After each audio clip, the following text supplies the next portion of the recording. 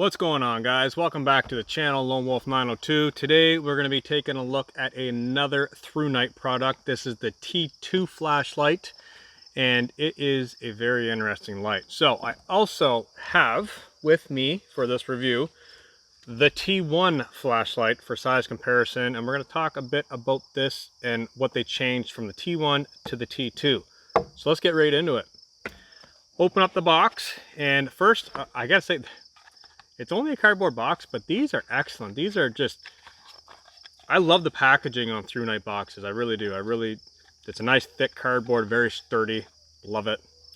Anyways, here's the T2 flashlight. So pull the flashlight out right away, put it next to the T1. You can see the size difference. It's basically double the size. It's a little bit larger all around, pretty much. You know, it's T1, T2. You kind of expect that. It is charged via USB-C cable. So this is something different from the T1. The T1 uses a micro USB. The T2, they've gone and switched to a USB-C, which is very, very cool. I love that.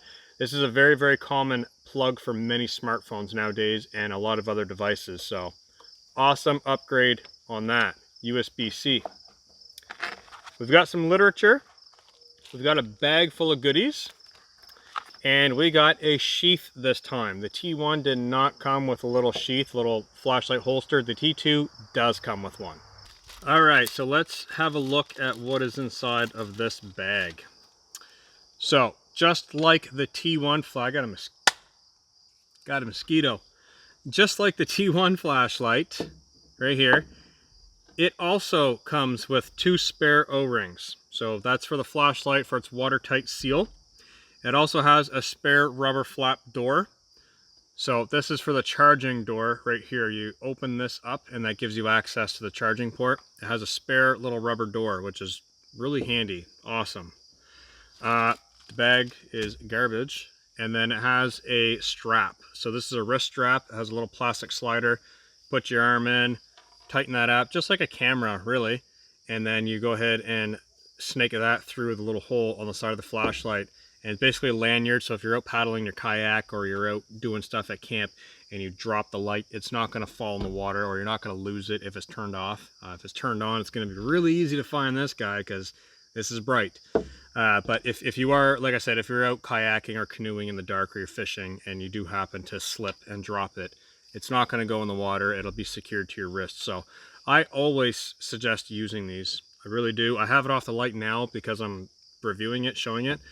It's going right back on there because this is a must for me. I love that. So we've got the lanyard, we've got the spare O-rings, we've got the charge cable, we've got the instruction manual, we've got the holster slash sheath, O-rings door. We've got quite a few accessories. So let's talk about the comparison between the T1 and the T2 before we get into the T2 specs, because there are some differences with this light. All right, guys, so talking about the similarities and the differences between the T1 and the T2.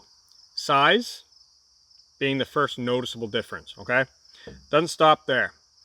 The button, the T1 has a dome-shaped rubberized button. The T2 has a flat, hard plastic button with an LED incorporated in the center. Now, they do share the same clip method, meaning you can clip this on sliding in forwards, or you can clip it in sliding backwards. They both have the same clip. One's larger than the other, but they're basically the same. Both of the lights share very similar patterns in the programming, although they are a little bit different, but they're very, very similar. So with the T1 being 1500 lumens, the T2 being 3000 lumens, one's obviously brighter than the other, but let's take a look at this. So if we turn this light on, and then if I hold the button down, it'll fade through. It'll flash at its lowest, and then it'll fade up to its brightest, and then it'll double flash. This light's different. So if we turn it on, we single press on and off. Now if I hold it, it'll go down, medium, high, down, medium, high, down, medium, high. So it's a stepping light. This is a fading light. This is a stepping light. This has more features, or more settings in between, I should say. This has defined settings in between. So it steps to different power levels. Now, talking about modes, both the T1 and T2 do have a firefly mode. So if you hold the power button in, you can see it barely comes on, very, very low. And we'll talk about the settings and the lumens in the book in just a minute. Has a firefly mode. If you do the same thing with the T2, you hold it in, it too goes into firefly mode. They're probably identical lumens, to be honest. I haven't really looked yet, but we'll get into that. So they do have firefly mode. Off, off. And then if you double tap, this goes into turbo. That's 3000 lumens. Double tap, turbo, 1500 lumens. So let's talk about the magnet operation, okay? Because this is something that a lot of people did not like about the T1, and they removed it on the T2, okay? So the base of this light has a magnet built into it, which I actually really, really like. I'm not sure, I know why people don't like it, but I don't really see it being a problem. The T2, they removed the magnet. There's no magnet in the base. I'm kind of bummed out on that because, well, let me show you why. If you didn't watch my review of the T1, you can stab your knife in there and put the light on, which means that won't stick. Now, which means you could put your knife, just right now, I have a flashlight tripod, really. I could stick it to the hood of my vehicle. So if I'm working on the engine, I could slap that on there. I could put it on my knife, stabbed into a dead tree. So now I have a light, basically someone holding a light for me. It works really great. So having the magnet built into the base is really handy. I do like it. It is, this is basically a mini light, okay? This isn't a mini light, but it's not a large light either. I wouldn't even call that a medium light. I would call it kind of in between. Having the magnet, really great, like I was showing you there. The reason why, get my knife put away here. The reason why they removed the magnet, or the reason why I think they removed the magnet, is a lot of people were complaining about the magnet disrupting the performance of a compass. And it is quite a strong magnet. If you put that next to your cell phone, it might, I've never had issues with it, but it is a strong magnet. It's probably not something you want to put in your electronics either. The T2, they removed it. There is no magnet in the base for those of you that were a little weary about the magnet. The T2, it's gone, so the T1 does have it. And it's a heavier flashlight. I mean, they would have had to put quite a large magnet in the base of this to make it stick. And I believe if they did that, it would be a strong magnet, and it would probably start to damage electronics and definitely mess with your compass readings. So those are some of the main differences that they've made. Now, like I said, we do have a little holster sheath type deal here. Velcro, it is good quality. You can pass your belt through there. So it does have a belt loop. It does have a D-ring, so you can clip it on as well. I really like this because you can bring it with you out in the boat. If you're out hiking, whatever you're doing, you can have it on your hip in a holster without using the clip system, okay? Because this clip is removable. You just pry it off. It's on there tight, but it does come off. So if you don't want to use that clip system, you can take it off. And then of course you would need the holster or the strap to go in the hole and wear on your wrist. But me personally, I do enjoy that clip because you can clip it on the visor of your hat forwards, and then you can use it as like a headlamp, or you can clip it on the reverse on your chest. You can hook it there and walk with it. If you got a strap up here on your backpack, you can illuminate the path. 3000 lumens, it's going to light this. It's going to light up the darkness. Okay, this thing is very bright. Doesn't weigh a lot. It's very, very comfortable to carry. Very easy to function. I just all around, I do really enjoy it. So let's talk about the numbers and the specs inside of the book. Move some of this stuff out of the way. I'm getting eaten by mosquitoes right now, by the way. So if I seem a little bit agitated, the mosquitoes are getting to me, okay? All right, so the specs on the light read as follows. Apparently I made a mistake. I told you it was 3000 lumens. It's actually higher. It's 3757 lumens for 2 minutes. And then it steps down to 725 lumens for an additional 216 minutes. Now, the light has a safety program in there because it gets very hot.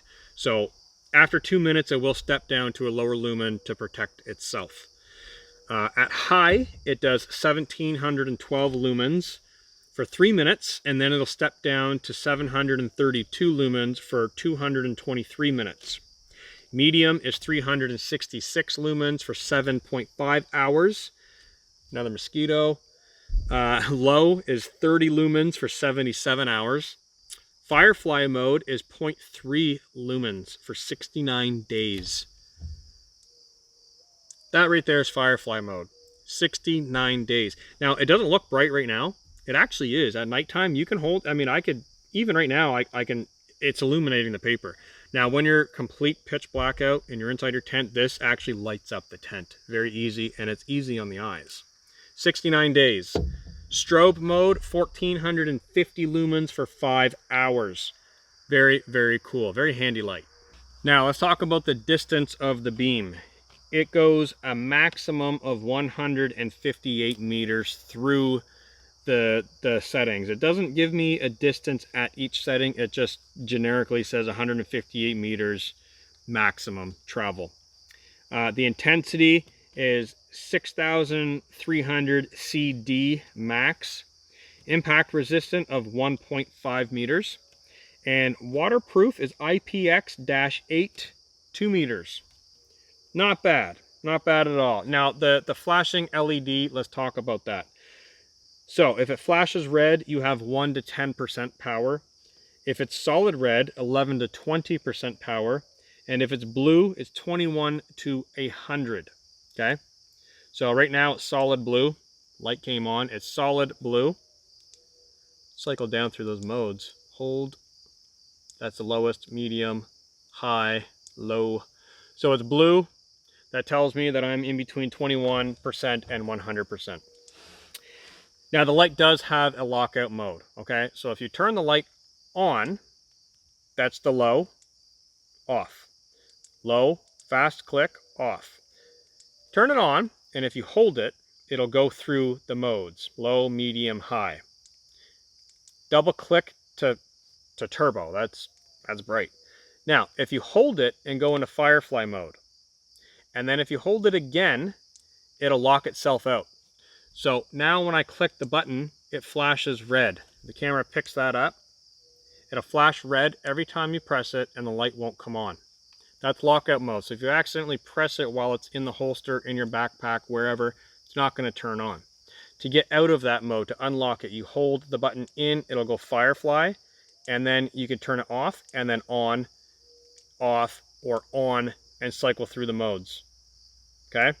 Very simple. Very nice feature to be able to lock out the flashlight. The T1 also is lockable. Very, very nice that they include that in these flashlights because they are strong and they do put out a lot of light and they can get hot. So having a lockout feature is very, very cool.